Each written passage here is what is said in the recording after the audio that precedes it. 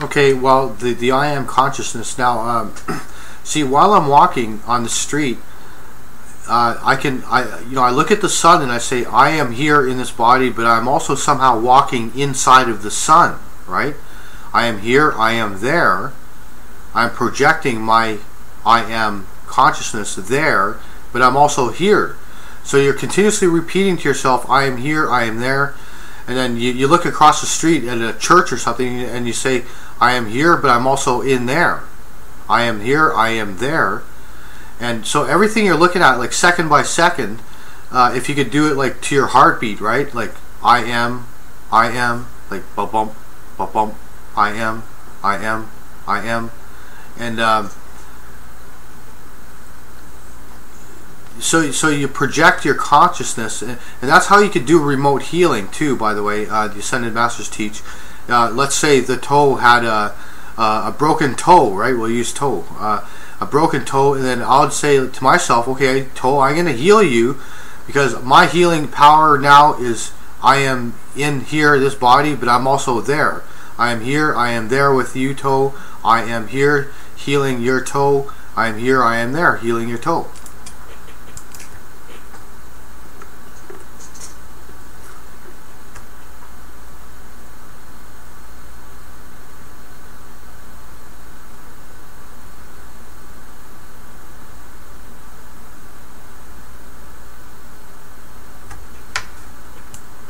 That makes sense. And but see, like when you reach a state of super consciousness, you can lose your mind, right? I go through these ever since about January, these miniature panic attacks where I become a little bit too conscious for my own comfort, right? Like your consciousness expands to encompass the sky, and you're trying to walk along the street, but you're just too conscious of everything, right? You know how you become self-conscious. Let's say you're walking across a street, right, and there's like cars stopped at the stoplight.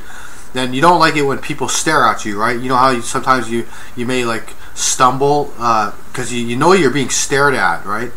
You're too conscious. You're self-conscious. You're conscious that people are looking at you. But see, in reality, their I am presence is your I am presence looking at each other, right?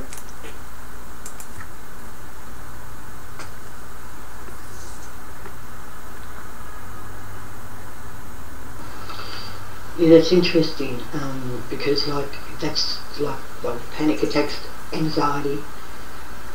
It showed up here, like, bang. But didn't appear to be a mini one.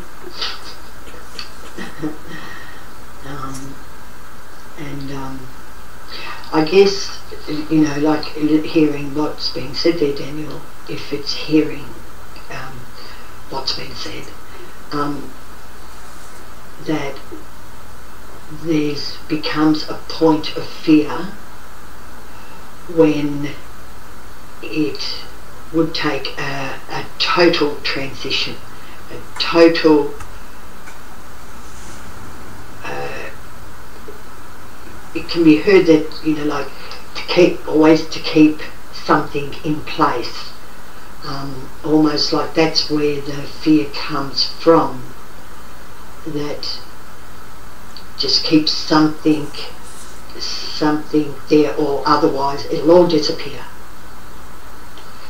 It'll become so conscious that there will be no divide at all.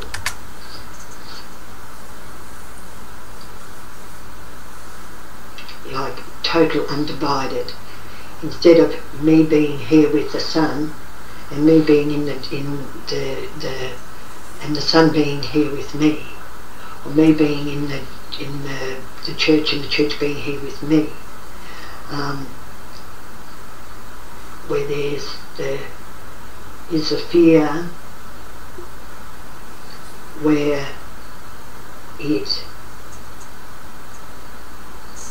there's that total unity, and is the fear that I remain.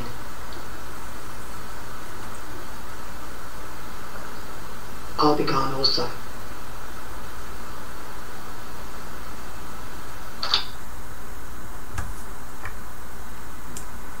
Okay, I'm sure you guys have probably talked this over and over billions of times, but when people ask, like, where is God, right? Is he up in the sky? Is he within you? Or both? See, where is exactly the I am? If I'm speaking to you across the table, you're 10 feet away. I am here. I am there. So I am the consciousness looking back at me, because I'm part of you and you're part of me. But you're also everything else at the same time. Like, I'm talking everything, right? 100 billion galaxies. Yet your consciousness, your limited human consciousness, sees yourself only as a separate body, separate from other people, looking back at each other. But when once you realize the oneness, right, the capital O, oneness, right, the big one of God, you realize that we're all sort of God. We're just it's like a sand on a beach or a drop in the ocean. You know, the drop individually is small, right? It has limitations, but once it drops down to the ocean, it melds and becomes one with the ocean.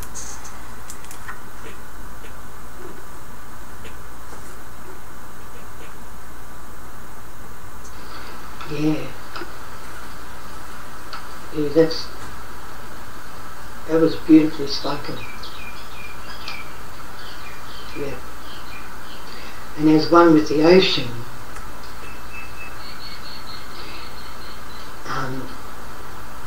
where what seemed to be a separate ego, so to speak, is no longer, you know, of the belief that it stands out as an individual. See, is that a fear? Is that where the fear comes in? That it's now so blended with all, with oneness itself. It is the oneness. It's not as it believed itself to be, as being separate from oneness, because oneness cannot have separate parts. It is oneness.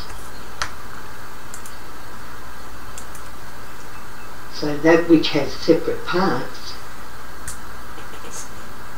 see, wholeness is already complete. The belief that I am this body says that I'm not with that completeness, I'm with this body. See? So it's really in denial of the totality, in that it plays at being separate.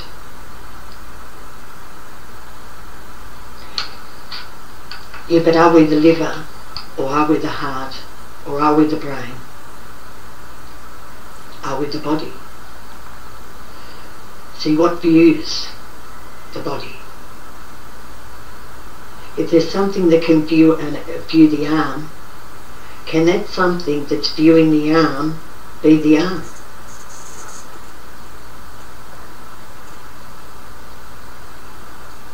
See? Can that something that's viewing the arm be it?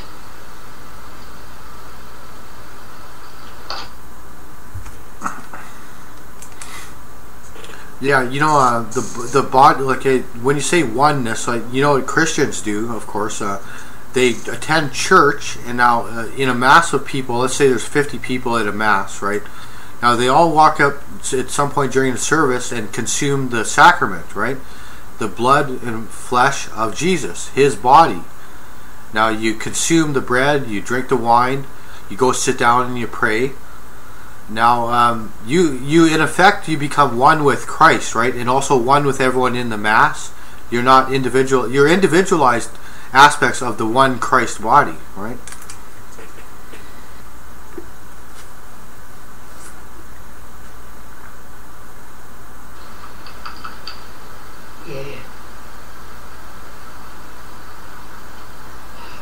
Michelangelo's. Yeah.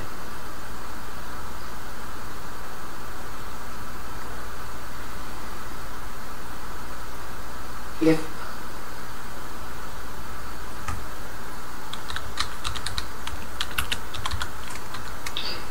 So like, not sure. So like, in what seemed to be someone else, like there's another. In the connection of the other, let's say, what seemed to be a self. So the connection of the other with the self, like the connection of Ebbing Tide with Daniel, has brought home the truth of non-separation. See, where is really the separateness? It's hidden behind a veil of, like the my story and the your story.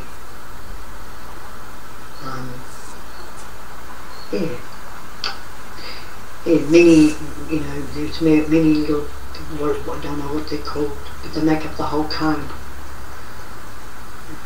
And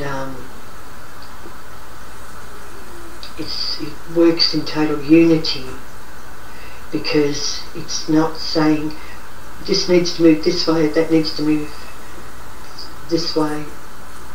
It's all moving in total unison.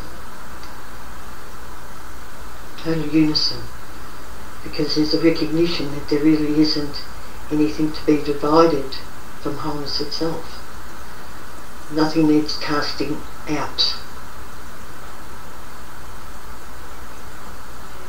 See? And the casting out would be to say it's not one with wholeness.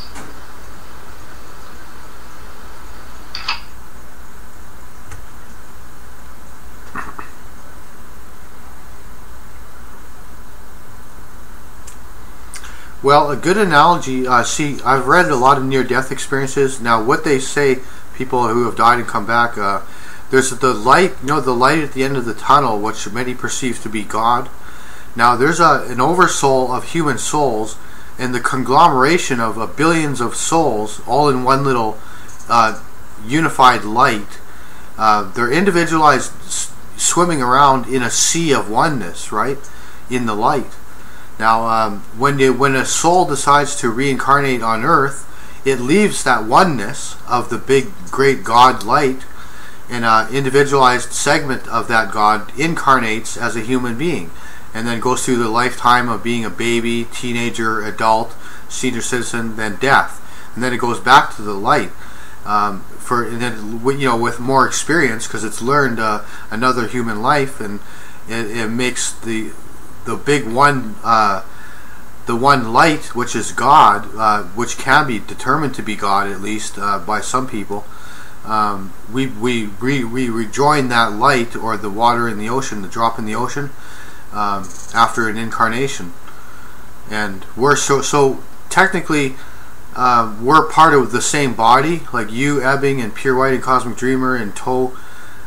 We're essentially one body, right? So while we're in this room, we're acting as individualized aspects of God, communicating with each other, right, through the internet, and intellectually through words. Like the I am of Daniel, individualized God, is speaking to the I am of Ebbing Tide's individualized aspect of God, and we're trying to figure out exactly what this I am stuff is, because we are essentially God trying to figure out himself.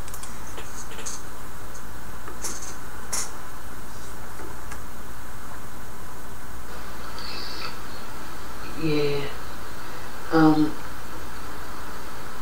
that sort of doesn't fit here, that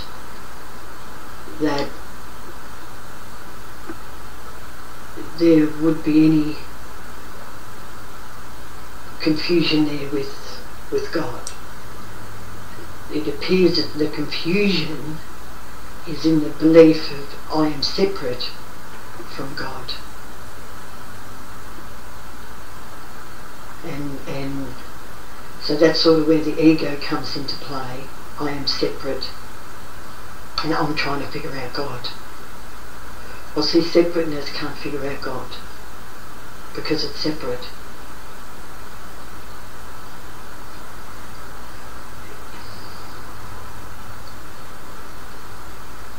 So that's where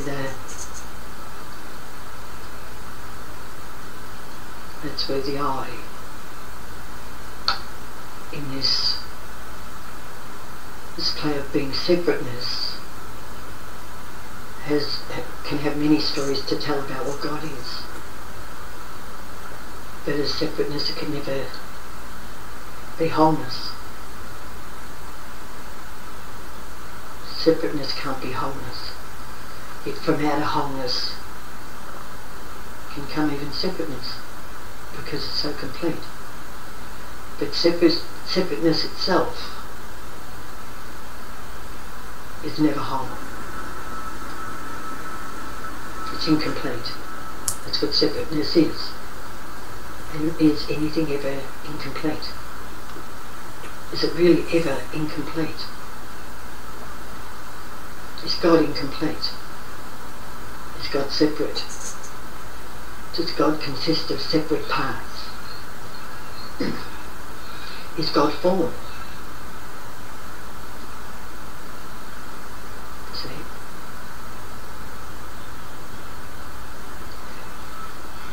You know, it's speaking of consciousness, like there's an awareness.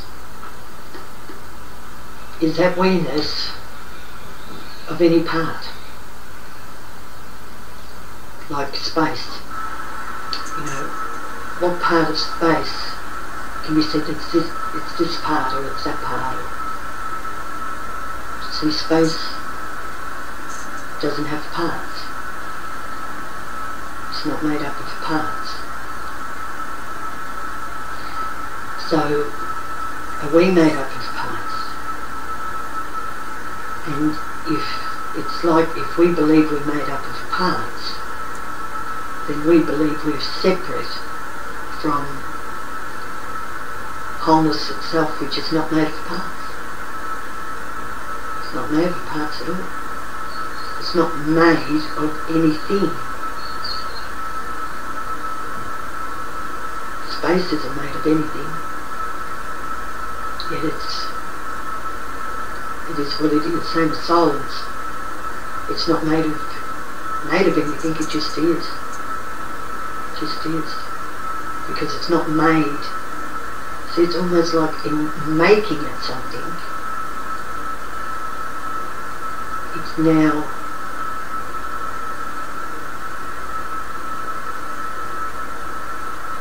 into making.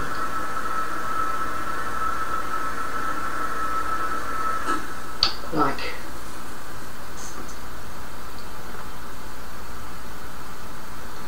making.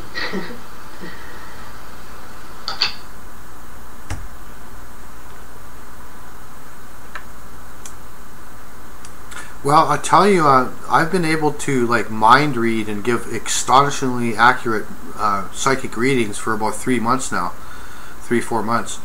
Now, it got to the point where I could think, like I could be in a chat room of like 15 people, and I was thinking and then just repeating people's thoughts, especially like, you know, like atheists or enemies of me, like they're saying derogatory things in their mind towards me.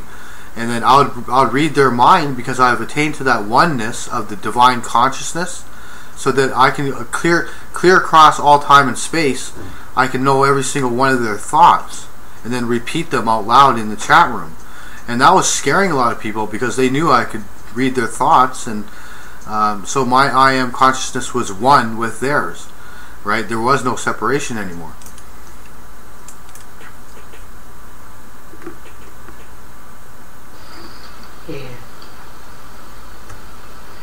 Yeah, so it's like the belief of separation falls away. The belief that I am separate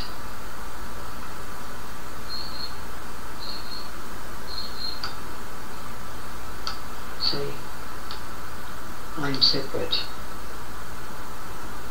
But what separate part could I be to wholeness?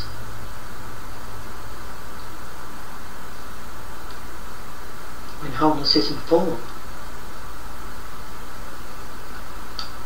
It's not, this is a whole ball, or, you know, this is a whole house. It's oneness is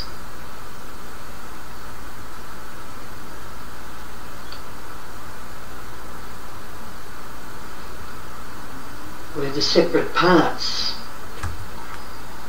you know, like it was spoken there, that there's it transcends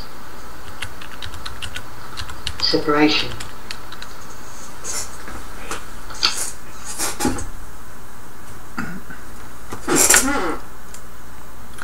Well, it's an R-rated room. I don't want to get too like graphic here, but you know, when a male and female, when they get together as one body, right? They during intercourse, like, you know, the two private parts are joined together, and their bodies are essentially touching, so they're one body, but it's two separate bodies, right?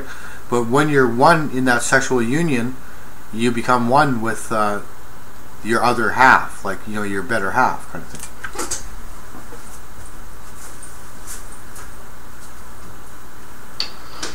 Yeah, so it seems to be all about unity. The unity. Rather than the dividing and separating. The unity of coming together as one. Yeah. I'm going to trot off here now, Daniel. It's been a great conversation. I loved it. Thanks so much for sharing. And not too sure if Pure Light's about, but hugs Pure Light and catch up.